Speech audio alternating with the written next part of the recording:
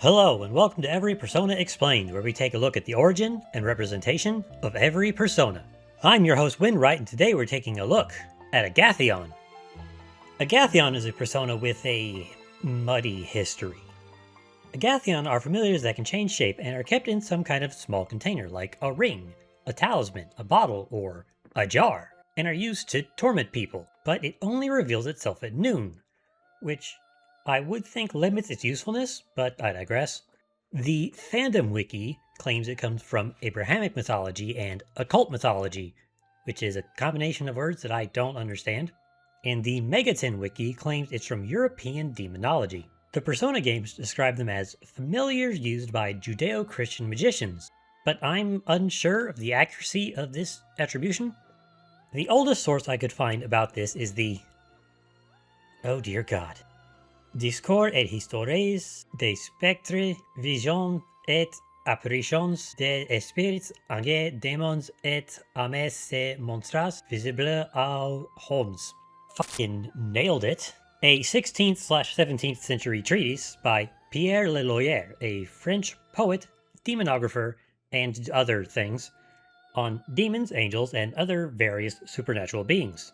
I was actually able to find an English translation of this book that I can mostly read, but it claims a Greek origin.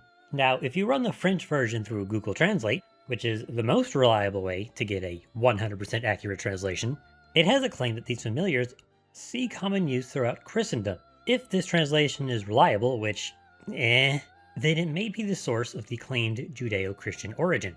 But, like I said, there is a Greek origin. And here's where it gets even more complicated. And also hilarious. This origin goes back to the Greek sophist Philostratus in his work Lives of the Sophists, where he claims that a different guy named Herodes, who was a Roman senator and rhetorician, shared a story of yet another guy he met named Heracles, no, not that one, who he describes as being 8 feet tall, a Celt, having a monobrow, a hooked nose, a bangin' bod, and a wearer of wolf pelts, who subsisted mostly on milk and fought wild animals, who was nicknamed Agathion because people thought he brought them luck. This is someone's D&D character. Somehow, Loyer interpreted the 8-foot Celtic Path of the Giant Barbarian as a demon familiar you can fit in your pocket like a Pokemon. So either Loyer severely misinterpreted the story, which, to be fair, there is almost 1500 years separating them, and also he was French, or we're missing one or more connecting bits between these two stories. And that's Agathion. So how's he represented in game? As much as I would have loved to see the giant hook-nosed Celt, this is good. As a shapeshifter, he can look like anything, and he's in a jar, which is one of the items listed as a potential container for him, and also, he's just a little guy, and I like that. On this jar is a hexagram, which has various meanings depending on which faith system you follow/are researching. It's a common occult symbol. A 6-pointed star is referred to as the Star of David in Judaism, and the Seal of Solomon contains a hexagram, which would be a really cool reference if Agathion showed up in the Agathion, which it doesn't. But this design does remind me of something. In the work 1001 Nights, often called 1001 Arabian Nights in the West, there is a tale called The Fisherman and the Jinni. The main character of this tale is, no points for guessing, a fisherman who's having a rough day, pulling in trash and dead donkeys in his nets, but no fish. After a little bit of, "God, why have you abandoned me?" he pulls in a copper jar, sealed with a lead cap, bearing the Seal of Solomon. Now, this jar contained a djinn and not a little guy, but I wouldn't be surprised if this story served, at least in part, as inspiration for this design. Agathion is in the Star Arcana in the Duology, Magician in the Qs, and Chariot in 5 and Royal. Of these three, I believe Magician is the best fit.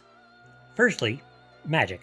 Secondly, Magician has meanings like manifestation and desire. Considering Agathion's purpose of it being a familiar to summon to do your bidding, I think it works better than the other two. Agathion's moves are kind of all over the place, but I think it's fine. Agathon? What's an Agathon? Agathion's abilities aren't listed. We're just told it's a familiar that's used to torment people. That kind of leaves his potential moves open to whatever you can imagine in your twisted little mind. So a wide range of moves makes sense. His trait is Rare Antibody. At first I thought this was a poor choice, but after thinking a bit, I'm of the mind that it's pretty good. No, Agathion doesn't specifically have anything like this stated, but he could be used as a form of protection, so it gets a pass from me. His items are also all over the place, but much like his moves, I believe this works fine with how vague his abilities are. Overall, I'd say it's pretty good. With no definitive form, you could have technically done anything and it would have been fine, but I'm glad they went with Little Guy in a Jar. So Atlas, here's what I need you to do. You have another Persona game coming up. Make the Celt Agathion somebody's Persona, please. It will be so cool. I am curious how we got from the 8-foot hook-nosed monobrow Celt to little dude in a jar. Like I said, I feel like there's some connecting bits that we've just lost for this story. Because there's no way that it went directly from giant Celtic man to small demon in a jar. Anyways, thank you very much for watching. Let me know who you want to see next time in the comments down below. Don't forget to subscribe, and I'll see you next time on Every Persona Explained.